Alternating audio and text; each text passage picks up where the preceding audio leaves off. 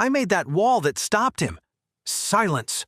The snail auxiliary reinforced another section of his barrier, his patience wearing thin. Or have you forgotten the incident with Master Jared, the boar one? Some students shrank back, remembering how a misdirected attack had struck the auxiliary's back instead of the enemy. That painful lesson was still fresh, which had led to the snail auxiliary forbidding any attacks except from Min or Luna. In the wolf's case, it was clearly on another level entirely. At least Min really helped, Taro murmured. His friend's water had soaked the auxiliaries too, but that had ultimately contributed to their victory. Luna remained apart from the others, her shadow wolf returning to report the last abyssal's position, who had opted to flee when surrounded. They should have let me help, Klein complained quietly, his golden lion manifesting with contained frustration. My beast is more powerful than... Luna's look silenced him instantly, her cold gaze brooking no argument. This is ridiculous! Jin's voice cut through the tension. He just got lucky having a water beast. Anyone could have done the same. Sure, Min responded softly, a slight smile playing at his lips. Are you perhaps jealous of my snake? Jin turned red with rage, but before he could respond, he seemed to notice something amiss in their group. Wait a minute. Where's the rotten one? The silence that followed was revealing. No one had noticed when Ren had abandoned the shelter. I knew it! Jin swelled with renewed indignation. The coward ran while we were all fighting. Min and Taro exchanged worried looks, knowing their friend was out there somewhere in the night where abyssals still lurked. The calcium-plated snail auxiliary evaluated their situation with professional scrutiny. The Shadow Stalkers would return soon. Taro had informed him that Ren's trick had sent them to their cave, but they would eventually return to their hunting territory. We need to reinforce this shelter, he announced, while studying how to create a roof in the hole, with a small but well-positioned ventilation shaft. Are we staying here? It's dark and damp. I prefer dark and damp to being drained by those jellyfish, the auxiliary responded dryly. Those with earth or rock beasts help with structure. We need this place to hold for the rest of the night. The roof is almost ready, reported one of the students with an earth beast. Will the vent here work? The auxiliary nodded, though his mind was elsewhere. Not only did he have to keep the students safe, but Zhao was still out there, and if what Taro said was correct, the Shadow Stalkers wouldn't take long to return. This stinks. The air feels stale in here with the rotten one's friends, Jin commented in his group, his disdain evident. Jin, the snail auxiliary interrupted while supervising the new roof's construction. If you have so much energy to complain, help reinforce that section. Luna observed everything in silence, her shadow wolf occasionally manifesting outside to explore the surroundings. Klein and his group kept apart, clearly bothered by not having participated in the defense. By the way, how did you find me? Zhao asked as they advanced slowly. The exhaustion was visible in every step he took.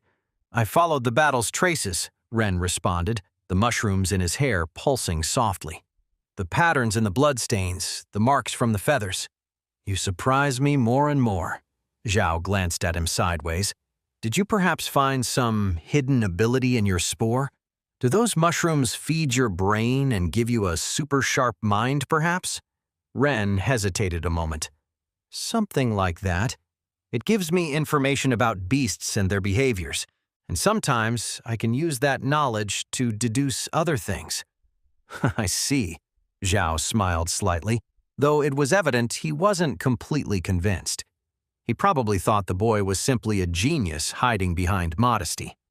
I look forward to seeing what other surprises you have in store, the professor continued, though I'm afraid it will have to be another time. The expedition must end here. We need to report this and secure the children. It seems they're the target of some noble's dirty battle. It's a shame. Ren adjusted his containers full of specimens, though at least I got a good harvest. A noise alerted them. Quick footsteps approaching through the darkness. Zhao's feathers flew before the fugitive abyssal could even register their presence. Despite his exhaustion, the hunter's precision hadn't diminished. The enemy, already tired and wounded, fell lifeless instantly. "Professor!" The falcon auxiliary emerged from the trees, followed by the boar and lynx one. They stopped upon seeing the abyssal's body. "We arrived late," the lynx one observed the feathers of Zhao. "As always, the hunter never lets his prey escape." "The students?" Zhao asked while recovering his feathers. "Safe," the boar master responded. Carl, the snail one, stayed guarding the hole. Ren looked at the sky. They had less than 10 minutes before the Medusas returned to their territory. The calcium snail manifested another barrier when Jin began another diatribe about Min's luck. The protective shield shimmered in the dim light, reinforcing their safety. "Silence!" ordered the auxiliary. "Your chatter is bringing them back." The shadows over the ventilation shaft confirmed his words. The Shadow Stalkers had returned to their hunting territory.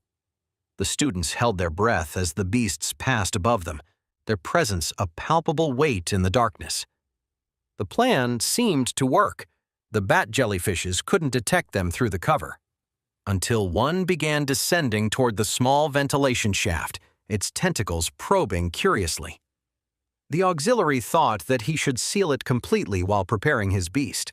The air would last long enough. A silver feather pierced the Shadow Stalker, which fell lifeless. The precision of the strike was unmistakable. As if it were a signal, the rest of the swarm began rapidly moving away.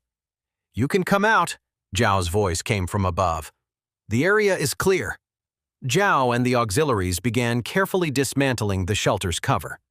The snail master constructed a calcium ladder for the students to emerge in small groups, each step solid despite its translucent appearance. "Finally!" exclaimed a boy upon exiting. "I couldn't stand the smell anymore." "Silence!" ordered the lynx auxiliary. "We're not safe yet." The students emerged to find their professor along with the other 3 auxiliaries. Ren was with them, carrying what appeared to be several skin bags and containers and a crystal emitting some kind of magical wave. "Carefully," indicated the lynx auxiliary. "Maintain order and silence." Min and Taro practically jumped on Ren when they emerged, their relief evident in their enthusiastic greeting. "Where were you?" whispered Taro, giving him a small push. "You worried us." "What happened out there?" whispered Min, his eyes fixed on the sealed containers. "Why did you leave like that?" "I wanted to verify something and get the professor's help," Ren responded evasively while securing his specimens with meticulous care. "Verify what?" Taro insisted, his curiosity evident. "Nothing important, trust me." Ren adjusted his equipment straps. "There are things better not discussed here." Wait, that's not the end. You've just had a free taste. Now get the full story on the Pocket FM app, link in description.